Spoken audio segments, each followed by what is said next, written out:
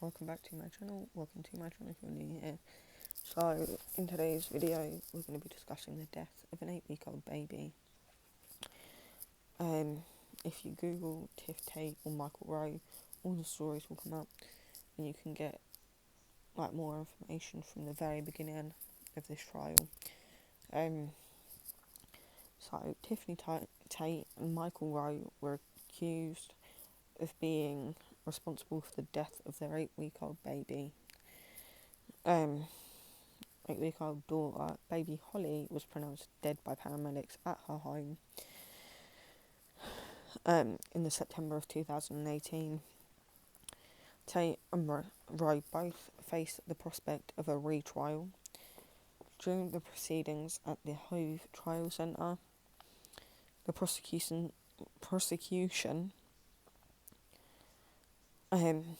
said it was no longer offering evidence against Tate on the charge of murder. The trial, however, continued with Rowe being charged with murder, and both Rowe and Tate being charged with allowing or causing the death of a child. Paramedics battled to save baby Holly before she was pronounced dead. Later post-mortem examinations showed that the cause of baby Holly's death was a traumatic head injury, and her body had suffered numerous head and rib fractures incurred across different occasions. Tate, who was only 19 when Holly was born, 2 months premature. Now, this is the point where I'm gonna be giving you only some of the questions the prosecution asked Tate, as she's been giving evidence in the most recent, I think one of the most recent trials. Like I said, if you Google Tiffany Tate, Michael Rowe, or death of baby Holly, of 8-week-old baby Holly, you'll get all the questions that the prosecution asked, and you'll probably find more. But I thought I'd just make this quick video on it. I did go to college with this girl, and she deserves to be prosecuted, and she deserves everything she gets, because that 8-week-old baby didn't ask to come into this world. She did not ask to be conceived. Tate and Rowe made the conscious choice to go ahead with the pregnancy of Holly and have Holly, so they made that choice. Holly didn't ask to come into this world, so at no point is this child at fault. And this being the first, and you'll realise that when I get through some of the questions, that this was not the first time that something had happened to baby Holly. So, Sally Howes, QC for the prosecution. If you don't know what QC stands for, it stands for Queen's Counsel. Asked Tate if she knew what happened to her baby. Ms. Howes: someone broke Holly's ribs. Was it you? Tate: no. Somebody shook Holly and caused eye and spinal damage. Was it you? No. Did you think you were protecting her? Yes. She told the jury she thought Rowe would hurt her baby. Did you think if you stayed there he might do it again? Yes. Did you choose Michael Rowe over Holly? No. Ms. Howes asked her why she thought social services would take Holly. Tate's response: because I was in care myself. My family got it inside my head that they would take her away. Did you think if Mr. Rowe had been hurting Holly, you should say so? Yes. Now, I'm not going to give you all of the questions. I haven't got them all written down. But if Tiff Tate really thought that Roe was going to do it again, and she thought, if she really thought that Roe had been hurting Holly, she should have got out sooner.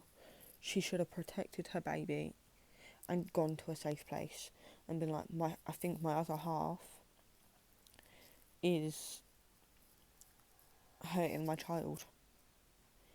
And at no point would social services take away a child on the grounds of one of their parents being in care themselves. They'd monitor the situation, like they'd monitor that parent, but they wouldn't just take the child away from the parents if one of the parents had previously been in care themselves. It doesn't work like that. And if she really thought her child was at harm while in the care of her partner, the father of the child, she should really have got out of that situation and taken her child somewhere safe. She should have protected her child that way. And she also, Michael Rowe also took over night feeds because Tiffany Tate was struggling to wake up in the night. And at one point, Michael Rowe put a syringe full of milk up baby Holly's nose, which is disgusting in itself. And he did it because he lost his temper. But you can, and she said that she'd never heard a baby cry like that before. And knowing that she'd never heard a child cry like that before, she went back upstairs and went back to bed, knowing that. And instead of intervening, taking the child and leaving and trying to get her child safe, she made this decision to go back upstairs and go to bed, like Michael Rowe told her to. So she chose to do as she was told and go back to bed. And she even admitted that there was a time where she considered, like generally thought about throwing her child against a wall because she was frustrated with Holly, the baby. Now, if she doesn't get done for this, then I will literally question our whole judicial service. Like, they both need to do time for this. Like, she as a mother considered throwing her child against a wall because she was frustrated with her child while trying to feed her child, I think it was. But like I said, go and read up on it more. There will probably be there's going to be a part 2 to this when more information comes out.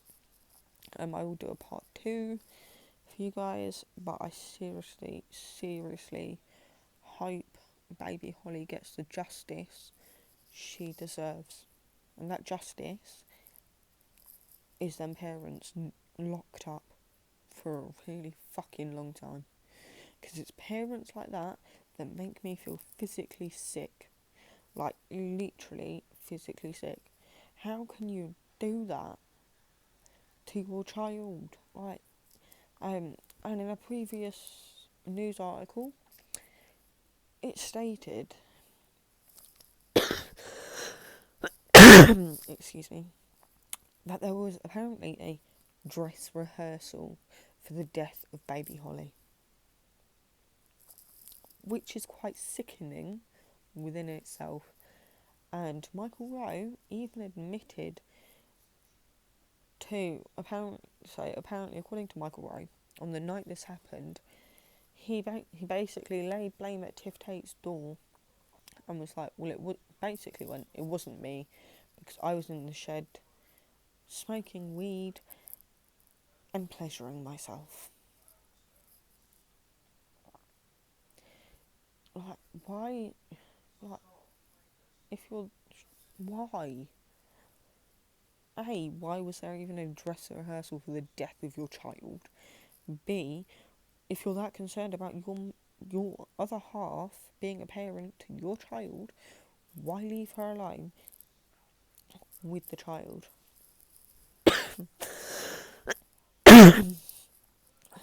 Like, why? Why would you do that? Like, why would you leave your child alone with the other parent if you're that concerned? Like, why not make sure she seeks fucking help? Right? And Tiff has also admitted to not waking up to a child crying in the night.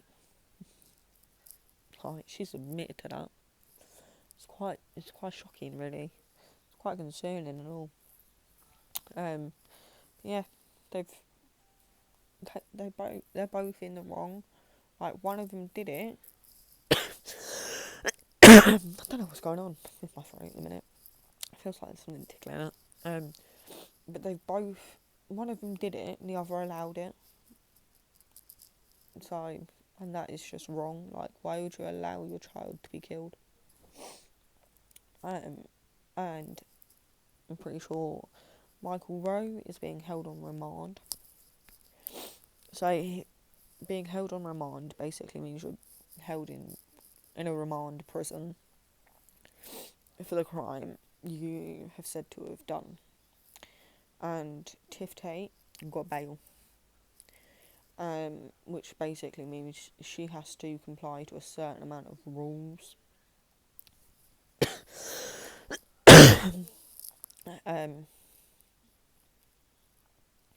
Like, she has to report to a police station. She's not allowed on social media. She's not allowed a passport. Not that you can go anywhere at the minute anyway. But yeah, she's not allowed a passport either. So yeah, she'll have to report to a police station like every day or something. While he's being held on remand, which I think is a bit wrong. But he's being held on remand and she's allowed, like, out. Yeah, so yeah, like I said, guys, go and read all of the articles on Tiff Tate and the death of her 8-week-old baby, Holly.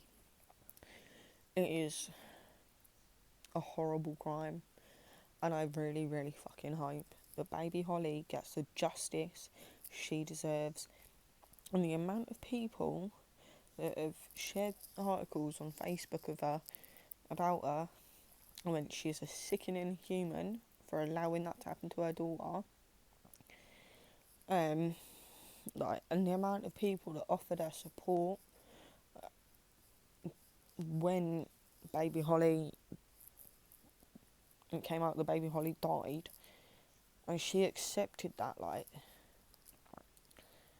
literally she accepted it, which makes it even more wrong. Like, you know what you did and you accepted people's condolences, like, and people's offers of support. Like, she is a sick human being who doesn't deserve to walk the streets. Like, she knew what happened to her daughter, and she just basically carried. And they both knew what had happened, and carried on as normal. And it is just so sickening. So I'm really hoping and praying that baby Holly gets the justice she deserves.